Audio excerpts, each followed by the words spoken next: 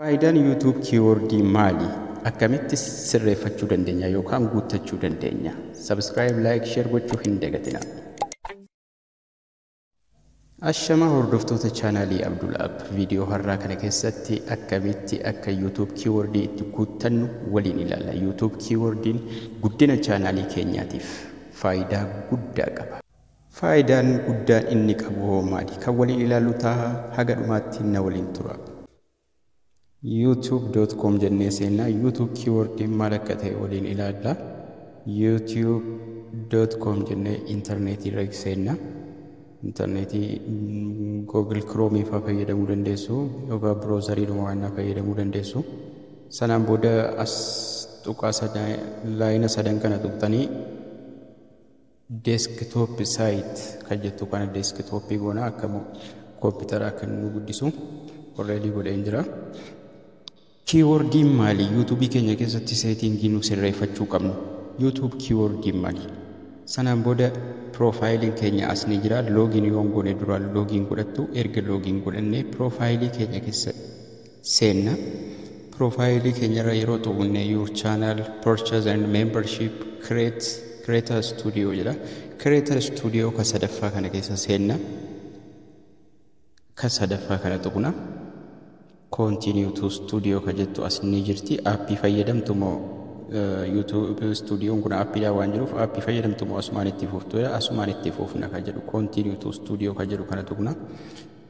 Settingii nuti sirreeffachuu qabnu keessaa takka inni guddaan YouTube studio dha. YouTube studio keessaa keyword ammallee YouTubein kun haaraadha. Kan haaraan ta'in illee kan duraan banattan rakkina qabu. Settingiin as ni jira. Erga YouTube studio irraa kana seenne booda settingiin as ni jira. Settingii kana tuqna. Settingii kana tuqne general jedhee jira. Channel jedhee jira. Generaliin kun kan gara fuulduraatti maallaqni ittiin isinii kaffalamu yeroo subscribing kuma darbee watching sa'a isin ilaaltan 1000 yeroo darbee amma kan lammaffaa kana keessa channel ka jedhu kana keessa seenna. Channel irra hogguu seennu maqaan YouTube kiyyaa from Oromiyaa ni jira. From Oromiyaa kana just barnootumaaf isinii bane. Country of resident biyya jirtan wasitti guutuu country resident kanatti irra tuqxanii amma garuu keyword add keyword ka jettu kun ni jirti dhumarra boxi duwwaan kun add keyword koomaa godhaa koodduudhaan addaan baasaa keywordii seensisii jedha.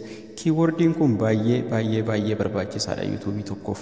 Fakkeenyaaf amma YouTubein kiyya from Oromiyaadha. From Oromiyaan jedha koomaa fi kanaan booda kan hin barreessuu qabu dhimman irratti hojjechuu deemu. Fakkeenyaaf waa'ee appilikeeshinii barnoota appilikeeshiniin barsiisa taanaan koomaa godhee barnoota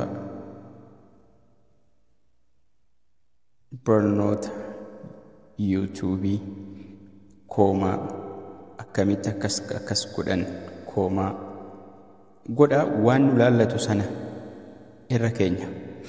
Waa'ee sirbaa taanaan ni Oromoo music koomaa godha. Waa hedduu galchuu qabdu asitti waan hedduu ni Oromoo music 2021 sirba afaan Oromoo haaraa sirba Itoophiyaa kan Oromoo muuziqaa afaan Oromoo diraamaa afaan Oromoo jedha. Maqaa YouTubein nama biraallee asirratti babarreessitu akka YouTubein keessan haala salphaadhaan isinii guddataa deemu kan nama biraatiin wal qabataa yeroo namni maqaan namni sarchi gochuu danda'u YouTube irra waan namni sarchi gochuu danda'u asirratti barreessitu waan namni YouTube irraa sarchi godhee argachuu danda'u irratti yeroo barreessitan YouTubein keessan amma kiyya from Oromiyaadha. From Oromiyaa qofaan sarchiin godhamu jechuudha.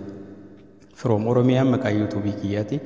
Garuu maqaa adda addaa yeroo itti barreesse maqaa adda addaa asitti koomaa godha. Yeroo itti barreesse maqaa sanaan illee YouTube irraa yeroo namni sarchi godhu YouTubein kiyya itti bahaa deema jechuudha.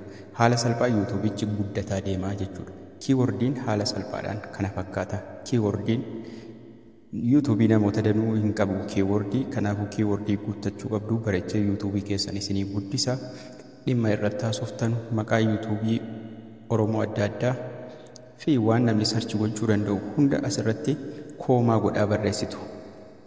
Koomaa godhaa erga barreessitanii booda Oromoo, koomaa Oromiyaa,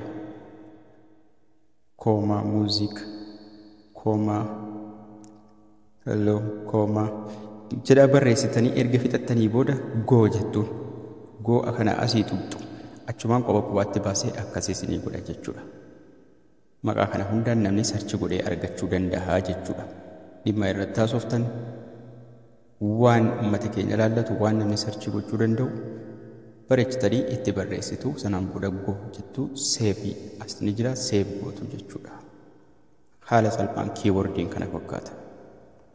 Haala kanaan chaanaalii keessanitti jechoota adda addaa itti guuttattanii karaa ittiin sarchiin isinii baay'atuun yuutuubii keessan guddifachuu dandeessu jechuudha.